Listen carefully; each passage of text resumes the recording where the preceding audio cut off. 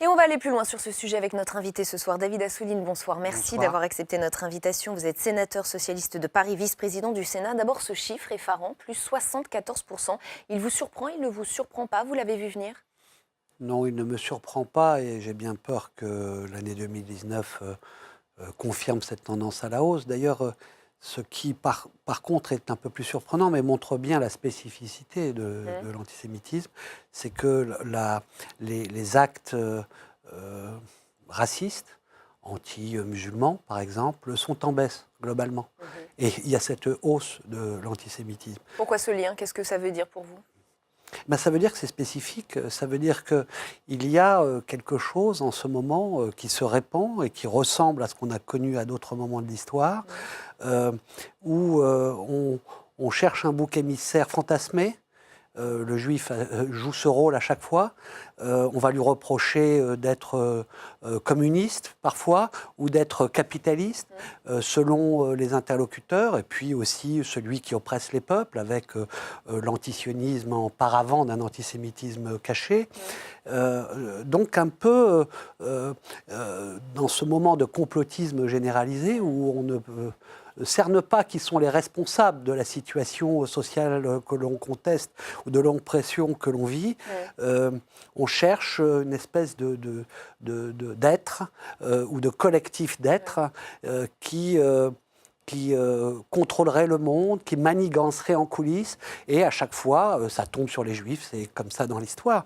Donc, je ne suis pas surpris, et en même temps, je suis effondré, je vais vous dire personnellement, parce que ça fait très longtemps que je lutte et que je combats contre le racisme, l'antisémitisme. On se disait tout le temps que c'était quelque chose de possible. Qu'il allait disparaître, vous aviez de l'espoir? Oui, mais que c'était possible que si on baisse la garde, ça revienne. Mais là, on le palpe, on le sent, c'est pas qu'en France, c'est mondial. Il vient d'où pour vous cet antisémitisme? Ça fait une quinzaine d'années qu'on parle d'un antisémitisme qui vient des banlieues, comme si on avait un peu mis de côté cet antisémitisme de l'extrême droite qui semblerait ressurgir. Les deux cohabitent en fait? Ils cohabitent et en même temps, ils puisent l'un sur l'autre. C'est-à-dire que j'ai contesté, moi, ceux qui ont, y compris fait une pétition sur un nouvel antisémitisme qui serait uniquement issu des banlieues et de la communauté musulmane. Je pense que l'antisémitisme des islamistes qui a frappé, qui a tué dans ce pays, il faut le caractériser, mais il a largement emprunté à l'antisémitisme que l'on connaît très européen.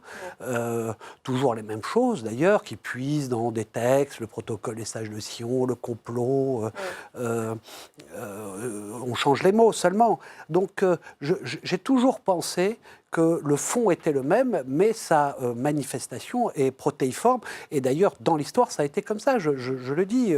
On a contesté et on a stigmatisé les Juifs pour des choses complètement contradictoires. C'est le banquier, c'est le communiste, c'est le cosmopolite. Et en réalité, le danger que je sens aujourd'hui, et c'est là que j'ai le plus peur, c'est quand la revendication sociale est instrumentalisée contre les Juifs. Et là, ça devient des mouvements de masse, parce que on l'a connu avec le fascisme, notamment Mussolini en a usé et abusé, et puis ensuite l'hitlérisme. Un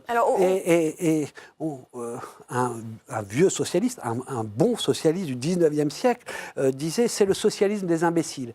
Et je pense que donc ceux qui ont des responsabilités sociales, c'est-à-dire qui s'adressent à la justice sociale, à la revendication sociale, qui veulent représenter le peuple, s'ils ne dénoncent pas en ce moment l'antisémitisme, eh bien ils ne remplissent pas leur rôle, et je pense que c'est à eux d'abord qu'il faut demander des comptes en ce moment, parce qu'on peut soutenir des mouvements pour leur revendication sociale, mais on ne peut pas continuer à taire le fait que, comme jamais, dans un mouvement social, il y a des actes antisémites qui ont pu se développer et gangréner ce mouvement, et il faut oser le dire. Justement, les dénonciations, on voit, on entend les condamnations officielles qui viennent du plus haut niveau de l'État. Christophe Castaner qui parle de poison, Édouard Philippe qui nous dit cet après-midi que c'est inacceptable. Avant eux, Nicolas Sarkozy, François Hollande. Il y a le discours politique et il y a cet antisémitisme du quotidien. Pourquoi ce discours politique ne prend-il pas auprès de la population? Est-ce qu'il s'adresse à la bonne population? Pourquoi ça ne prend pas auprès des jeunes? Qu'est-ce qui se passe? Il y a un hiatus entre ce qui se passe là-haut, ce qui se passe en bas? Je pense que... Il est même peut-être contre-productif. Je pense pas. Bon, je pense pas qu'en parler, c'est contre-productif. Je dis pas que c'est ce que vous dites, mais certains l'ont dit, qu'il fallait plutôt taire ces actes parce que ça pouvait donner des idées, ça faisait de la publicité. Non, c'est l'inverse. Mais je pense que le travail n'est pas assez quotidien, n'est pas assez permanent. Quand il y a un acte, eh bien, il y a effectivement, que voient les jeunes, eh bien, ils voient un certain nombre de responsables politiques, républicains, qui disent ce qu'il faut dire, et c'est bien. Et voilà, c'est pas dans leur quotidien. C'est l'école, regardez. Les parents, l'éducation. Mais regardez les chiffres sur les jeunes qui ne connaissent pas, le pourcentage de jeunes qui ne connaissent pas même le sens du mot Shoah, qui ne savent pas ce qui s'est passé. Donc, le minimum qui se fait à l'école, et tout le monde ne va pas à l'école et suffisamment longtemps à l'école, mais n'est pas fait, n'est pas rempli. Et quand on voit que dans des pays comme la Hongrie, où en quelques jours, alors que la guerre était quasi finie, des centaines de milliers de juifs ont été éradiqués, un rassemblement international avec des uniformes nazis antisémites qui s'est fait à Budapest il y a quelques jours. Mais on devrait tout de suite demander des comptes. Monsieur Orban, il est dans l'Union européenne. C'est-à-dire qu'il y a une espèce de condamnation et en même temps, on banalise. Donc il y a de l'ambiguïté ? Il y a, je pense, constamment, face à l'antisémitisme, en fond de sauce, vaut mieux pas trop en parler, et, parce que ça réveillerait un démon, parce qu'on sent qu'il y a un fond qui demande à se réveiller, et on ne veut pas le réveiller. Mais non, il faut le combattre, même quand il n'est pas en manifestation publique, même quand il ne s'exprime pas de façon violente. De toute façon, aujourd'hui, il s'exprimera de plus en plus violemment parce que la situation européenne, la situation mondiale... Le climat actuel. Mais écoutez, vous allez en Amérique latine, vous demandez, mais pourquoi vous vendez Mein Kampf? Il dit, mais parce que les gens le demandent et l'achètent. Voilà, c'est tout. Et le protocole des sages de Sion, dans des pays, bon, c'est quelque chose qui n'est pas suffisamment combattu, qui est un peu toléré, maintenant qui explose au visage. Et qui n'est que la manifestation d'un problème plus général. Ce n'est pas le problème des Juifs. Delphine Orveller l'a très bien dit. L'antisémitisme, c'est le problème de la société. C'est le révélateur de quelque chose qui montre, que j'appelle, moi, le nationalisme populisme, le fascisme, qui...